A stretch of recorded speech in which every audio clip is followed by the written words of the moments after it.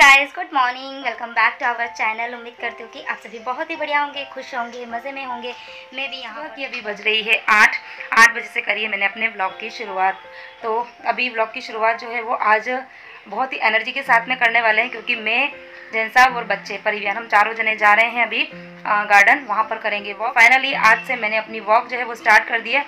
वैसे स्टार्ट जो थी वो मैंने 2 दिन पहले करी थी, लेकिन उसके बाद में 2 दिन का गैप हो गया। लेकिन आज से प्रॉपर वॉक और कुछ एक्सरसाइज ये सब स्टार्ट करने वाले हैं। तो चलिए आप सबको भी मेरे साथ में लेके जाऊंगी गार्डन। आज एक्चुअली बच्चे आ रहे हैं ना, तो इसीलिए मैंने सोचा कि थोड़ा सा शूट कर लेते हैं और आपके साथ में शेयर कर लेते हैं। अदरवाइज जब हम दोनों अकेले जाते हैं ना, तब शूट करने वाला कोई नहीं होता है। ठीक है, तो अभी चलो जाते हैं एक बार गार्डन, फिर आपसे आगे।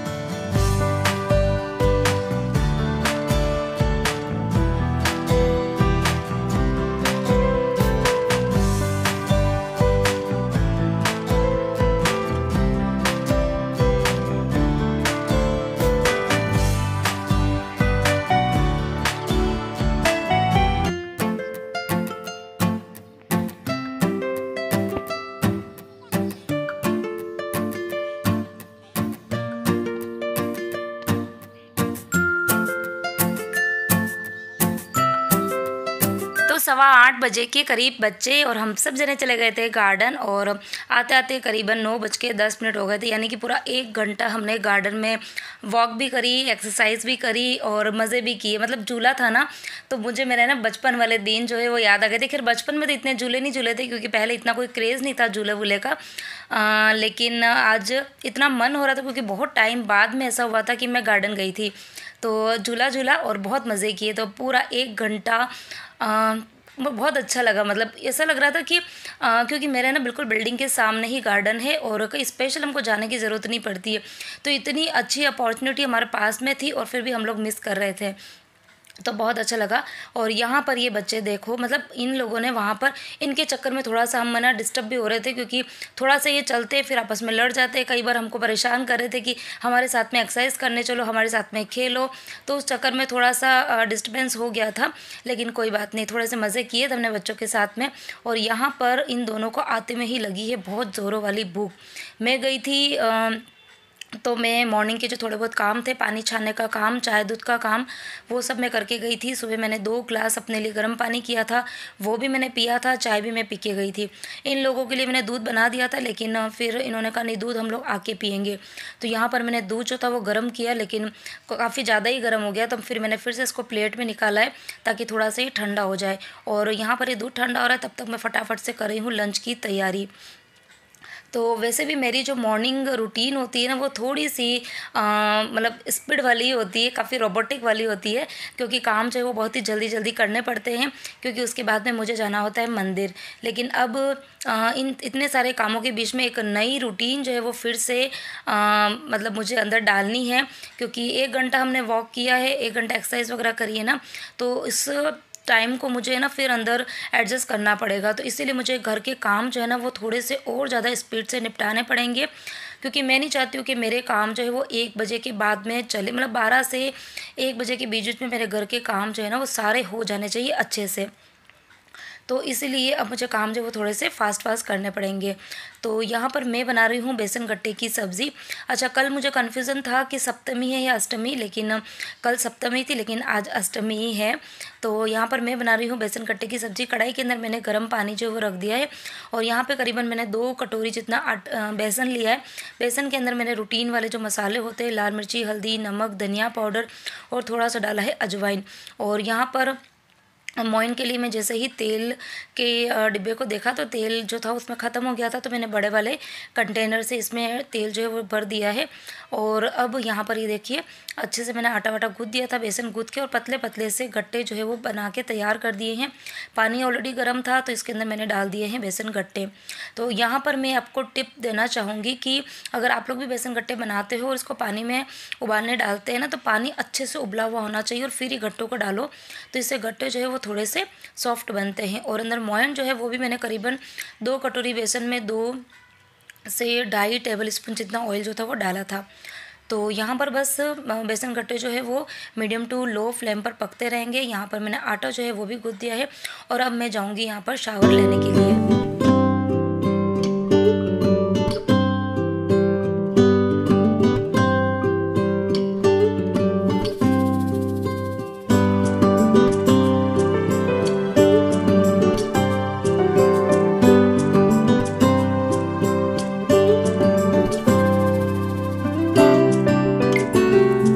आज परिविहान दोनों के लिए, दोनों की मतलब लास्ट हॉलीडे है। कल बच्चों का साइंस का पेपर है, तो आज इनकी पढ़ाई जो है वो ज़ोरों शोरों से चलने वाली है। दोनों को भरपेट मैंने नाश्ता जो है वो करा दिया है। एक्चुअली दोनों जैसे ही गार्डन से आए ना, तो आते में ही वो अभी मैं डीमार्ट गई थी ना, तो बच्चों को भी लेके गई थी। और जब बच्चे साथ में होते हैं ना, तो अटम सटम कुछ ना कुछ चीज़ें उठा ही लेते हैं।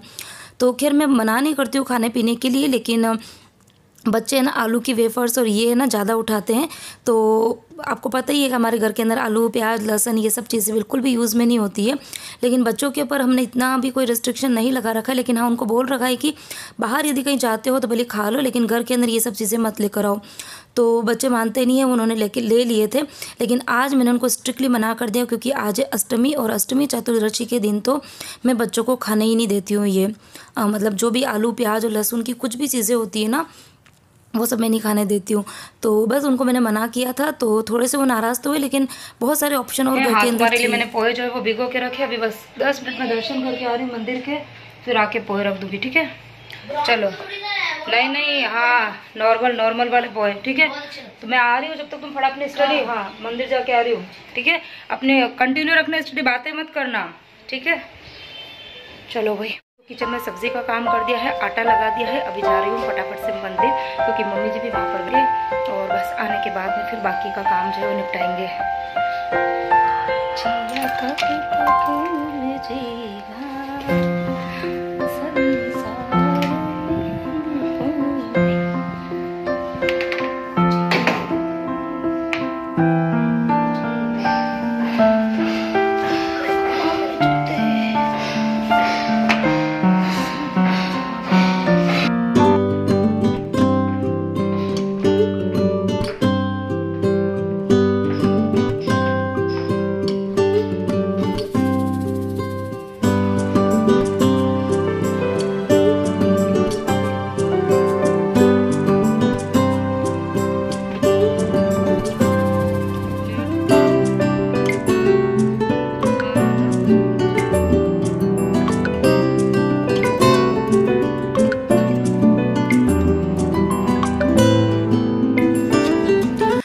मंदिर से अभी आ गई हूँ, मतलब हो गया मुझे करीबन 1 घंटा हो गया है। बहुत ज़्यादा देर आज मंदिर में नहीं रुकी थी, क्योंकि मैंने आज पूजा वगैरह कुछ नहीं करी थी, क्योंकि आज थोड़ा सा लेट ही हो गया था। मतलब हम लोग घर से निकले थे ना, तो 10:15 बज गई थी। तो 10:15 मतलब बहुत ज़्यादा लेट हो जाता है मंदिर जाने में। मतलब मैं कोशिश करती हूँ कि मैं मतलब 9:30 बजे तक तो चली ही जाऊँ मंदिर, लेकिन आज यही है कि कुछ नई चीज़ अगर आप ऐड करोगे अपनी रूटीन में ना, तो फिर काम जो है वो थोड़े से लेट हो ही जाते हैं। कोशिश कर रही हूँ कि टाइम से ही हो जाए, लेकिन थोड़ा सा टाइम मुझे लग जाएगा। तो आने के बाद में बस मैंने फटाफट से सबसे पहले तो पोहे बनाए थे।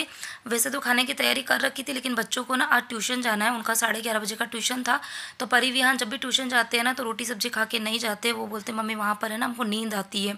तो मैंने बोला ठीक है, काम करते, थोड़े से पोहे बना देती हूँ, तो पोहे के नाश्ते कर लो। तो आते में ही बस फटाफट से पोहे बनाए, दोनों ने पोहा वगैरह खाया। और उसके बाद में थोड़ी सी देर उन्होंने फिर से स्टडी करी, फिर चले गए थे नहाने के लिए, और अभी दोनों जने चले गए हैं ट्यूशन। तो बच्चे चले गए हैं ट्यूशन, जैन साहब भी खाना खा के चले गए हैं शॉप पर। बाबूजी ने खाना खा लिया है, मम्मी जी ने खा लिया है, मैंने भी खा लिया है।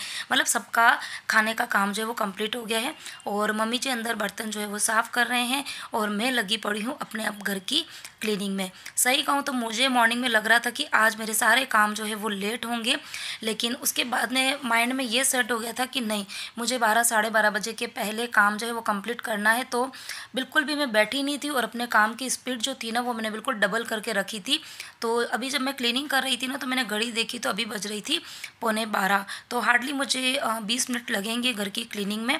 तो 20 मिनट में घर की साफ़ सफाई जो है वो हो जाएगी। उसके बाद में फिर सिर्फ किचन की क्लीनिंग बचेगी, क्योंकि बर्तन जो है वो मम्मी जी साफ़ कर रहे हैं। और क्लीनिंग के अंदर आज मुझे अपना ये जो बेडरूम है उसको बहुत अच्छे से क्लीन करना था, क्योंकि बहुत दिन हो गए। मुझे ऐसा लग रहा है कि मैंने जो वार्डरोब वगैरह है उसको भी बाहर से जो क्लीन करती हूँ ना, अंदर से तो खैर काफ़ी दिन हो गए, काफ़ी ज़्यादा मेसी हो रही है। पूरा ड्रेसिंग टेबल जो है वो भी बिखरा पड़ा है, लेकिन ये सब काम मैं बच्चों के एग्ज़ाम के बाद में करूँगी धीरे धीरे। लेकिन अभी बाहर भी मुझे ऐसा लग रहा है कि काफ़ी ज़्यादा डस्ट जो है वो जम गई है, तो आज मैंने कॉलीन उठा लिया है। बाकी तो मैं DIY क्लीनर जो है उसी से करती हूँ, लेकिन कभी कभार है ना कॉलीन से ही मतलब जितने भी फर्नीचर वगैरह पोंछ लो ना, तो एक एक्स्ट्रा शाइन जो है ना उनके ऊपर आ जाती है।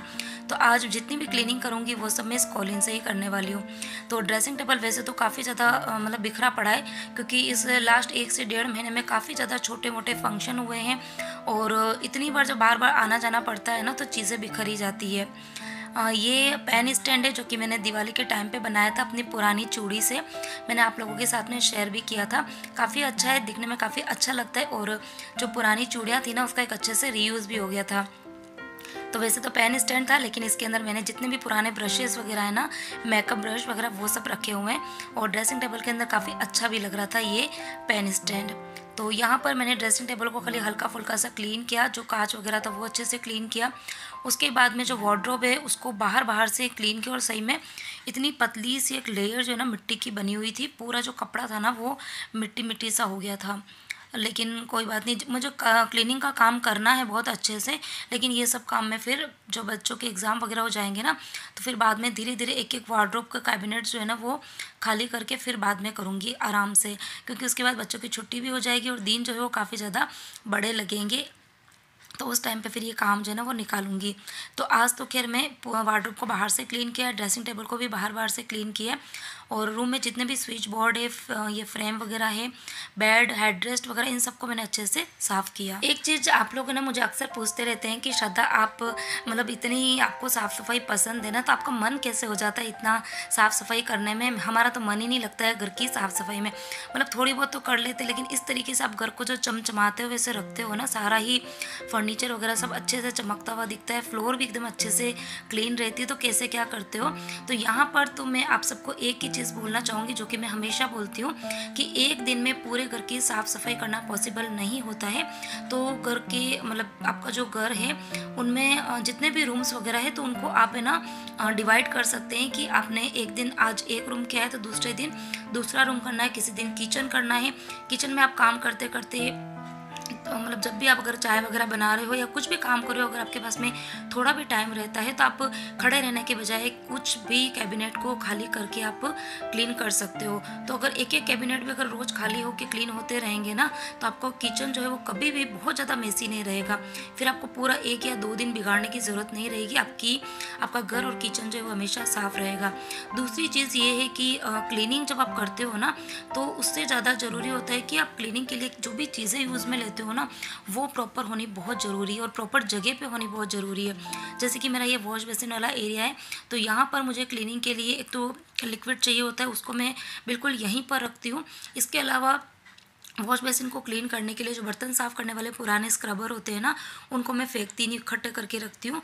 तो एक मैंने इस वाले वॉश बेसिन के यहाँ रखा हुआ, और एक जो है वो मैंने बाहर वाले वॉश बेसिन, जो अंदर वाला मास्टर बेडरूम का वॉशरूम है ना, उस वाले वॉश बेसिन के वहाँ पे रखा हुआ है। और इसके अलावा ना चॉक से क्लीनिंग करती हूँ जो आसपास की टाइल्स होती है ना उससे। और यहाँ पर देखो मेरा जो रूम है वो कितना अच्छे से चमक गया है। तो इसी के साथ में ही आज का ये वीडियो करती हूँ यहीं पर एंड। उम्मीद करती हूँ आपको मेरी आज की ये नई मॉर्निंग रूटीन जो है वो पसंद आई होगी। पसंद आई हो तो प्लीज़ वीडियो को लाइक कर देना, शेयर कर देना, और प्लीज़ मुझे इंस्टाग्राम पर ज़्यादा से ज़्यादा शेयर कीजिए। मिलते हुए कोई नए इंटरेस्टिंग वीडियो के साथ में। Till then bye bye, take care.